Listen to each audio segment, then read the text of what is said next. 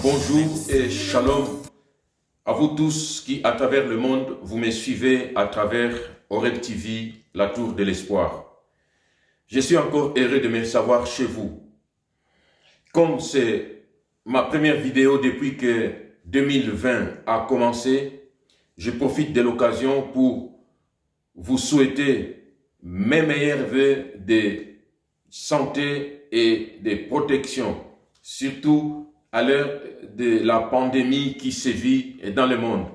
Que mon Dieu vous protège partout où vous êtes, qu'il vous accorde aussi une santé de fer.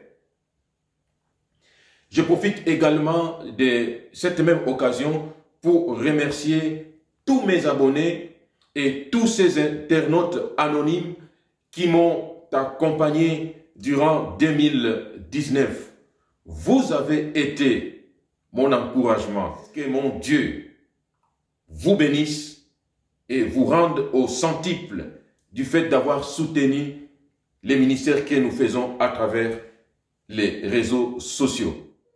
Cette première vidéo n'est pas une prédication, juste une petite adresse de quelques minutes, surtout à l'heure du confinement que nous vivons. Partout dans le monde, dans la plupart des pays où il y a eu confinement, nous venons de vivre notre premier dimanche des portes closes des églises. Et nous savons comment le confinement vient de commencer, mais nous ne savons pas combien de temps cela va durer. Voilà pourquoi je viens vous exhorter.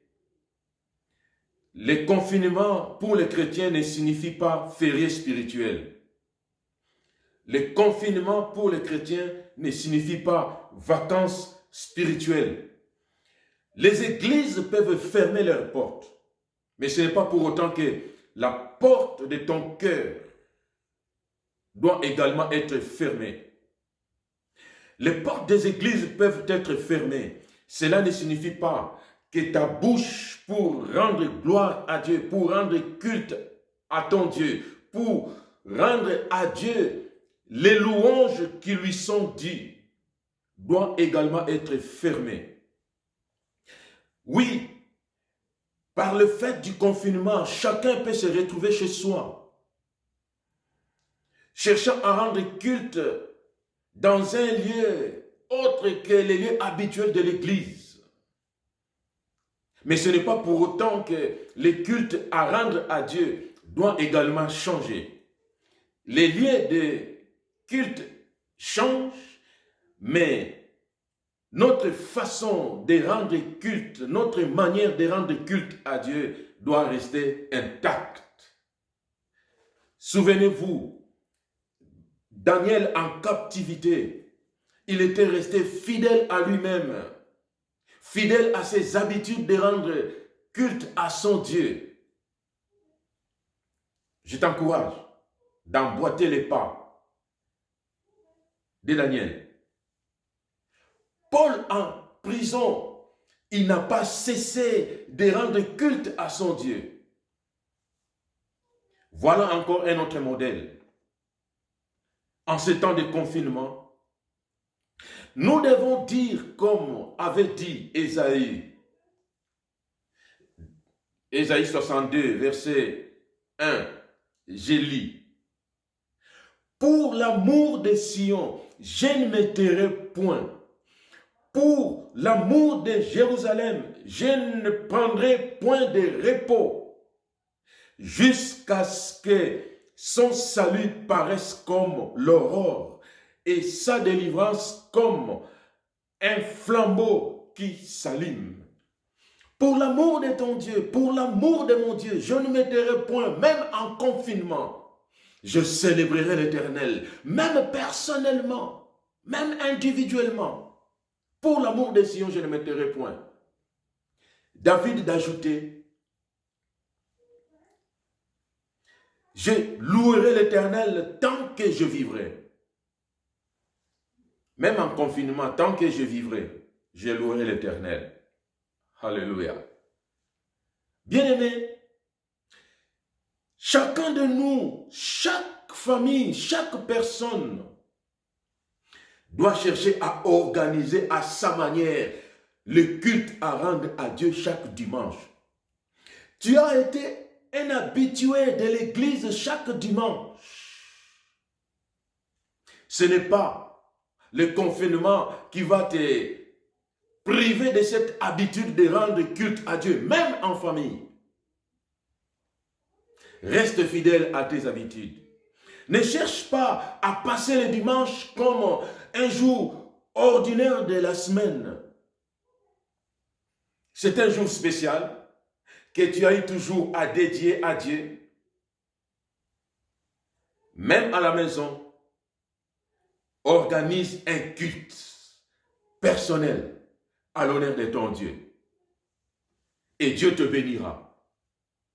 Dieu se réjouira de toi. Mon frère, ma soeur, il y a un cantique en lingala qui dit Atabakangi bikuke nyoso ya losambo Yesu yondimaki kokufa poete nabika. Mon frère, même si on fermait toutes les portes des églises, ce n'est pas pour autant que mon cœur cessera de battre pour mon Dieu. Ce n'est pas pour autant que ma bouche cessera d'élever des louanges en son honneur. Mon frère, reste fidèle. Reste debout. Comme je l'avais dit, cette petite vidéo n'est pas une prédication, juste pour quelques minutes. Je vais terminer en t'exhortant, mon frère, ma soeur. Organise un culte personnel, un culte individuel, en famille. En lisant Apocalypse 1, verset 6, la Bible dit Christ a fait de nous un royaume des sacrificateurs. Tu n'as pas besoin d'un pasteur chez toi à la maison pour organiser un culte familial. Tu es un sacrificateur attitré, prêt à rendre culte personnel à Dieu. Voilà pourquoi, en ce temps de confinement, partout où nous nous trouvons, dans nos familles respectives, dans nos chambres d'étudiants, où que nous soyons, seuls ou en famille, chrétiens, le confinement n'est pas vacances spirituelles, n'est pas un moment de répit, n'est pas un moment de repos. Organise ton culte et Dieu sera glorifié et Dieu se réjouira de toi. En terminant, je vous dédie cette petite mélodie. Suivez. Même si le monde autour de moi s'écroule, et même si au bout de mon parcours, je ne vois plus du tout un petit secours, je proclame qui est Dieu. Car je n'ai pas besoin de voir pour croire.